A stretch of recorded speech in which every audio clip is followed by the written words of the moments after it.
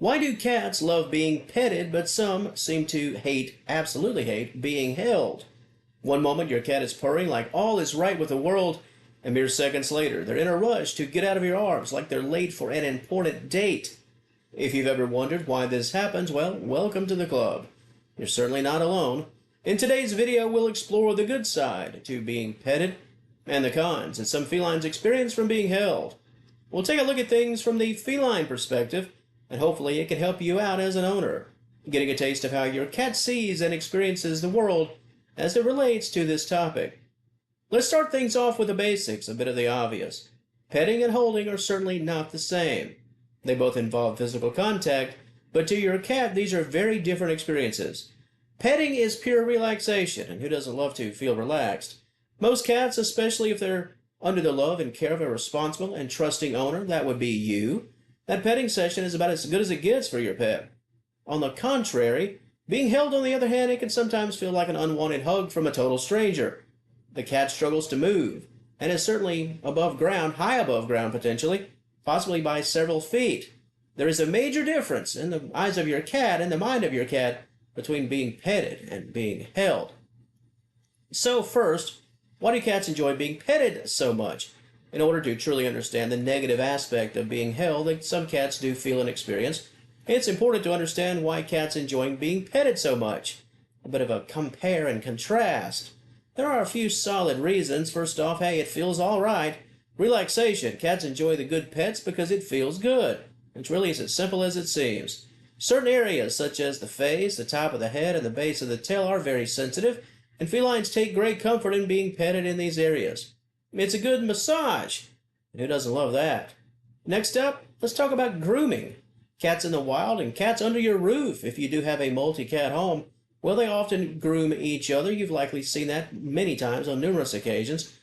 The feeling cats get from grooming and grooming each other, it's a bonding experience. This is how cats feel when they're being petted by the human hand. Petting, it's a comfort measure, and it's also a security measure. Yet another reason why cats love it so much. And how about this one, and this could be the biggest of them all? The petting. It's on their terms. Cats love to have control and be in control, and they usually come to you when they want that affection, and they leave when they're done. They're calling all the shots. Petting allows your cat to stay in charge. They can lean into it and walk away whenever they feel like it. They can roll over and expose that belly, or just sit right there with you on the sofa while you're watching TV and you're engaging with them in a bit of a cuddle session. With petting, a standard cuddle session, the ball is absolutely in your cat's court. And that naturally leads us to the cons of being held. The flip side of the same coin in many ways, the pros and the negatives. Why does your cat dislike being picked up? Or most cats, many cats dislike being picked up. Well, it feels like a bit of a trap. Remember, I've mentioned this many times in various videos over the history of this channel. Cats are both predators and prey. Well, being held feels a lot like being caught and captured. Their legs can't move like they want. That escape route is virtually gone, and it's sort of mentally and emotionally uncomfortable. So when you pick up your cat and they start wiggling like crazy, they're not being overly dramatic. They're reacting to that feeling of being caught and feeling trapped. And just like the pets, the cats, they've got the control. Well, when they're being held, they're out of control. Whether they've surrendered it to you or you've taken it from them, it's all about control, and cats absolutely hate when they don't have it. They can no longer choose where to go and when to go, how to move and where to move. It's almost the feline version of being forced into a group hug when all you wanted was a handshake. What about those past experiences? Here this harkens back on something I've mentioned on the channel numerous times, those positive and negative experiences and associations. Some cats have had bad experiences being picked up. Let's take vet visits, for example, or being put in that dreaded cat carrier to be taken to the vet. Or how about getting bathed and getting those nails trimmed? Being picked up can be associated with something they're not too fond of, not too hot of. Even if you're being gentle and being responsible, as I know you are, if your cat has a bad association with being picked up, this could invoke a lot of stress and anxiety and potentially fear. It's nothing personal against you. They just have had bad experiences anytime they've been lifted by the human hand off the ground. Now, of course, some cats do like being held. I'm sure you're saying, hey, what's this guy talking about? My cat loves being held just as much as they enjoy being petted. And that's true, and let's be fair about it. Some cats actually love being held, especially certain breeds. Ragdolls, for example, they're famous for being held and love to be cradled and held. The Maine Coon, they're pretty chill about it. And the Sphinx, those wonderful Sphinx, hairless cats, they love to be held and all over you. They're very super affectionate, whether we're talking about petting or being held and perhaps carried around your home like a little baby. But even within those breeds, it often comes back, as it does so many times when it comes to feline behavior, to your cat's personality, how well they know you, how much they trust you, and that loyalty and bond, and also how much they were socialized or how they were socialized during kittenhood in those early days and weeks and months of life. Cats that were gently handled and carried around as kittens are certainly more likely to be okay with it as they grow into adulthood and especially senior status.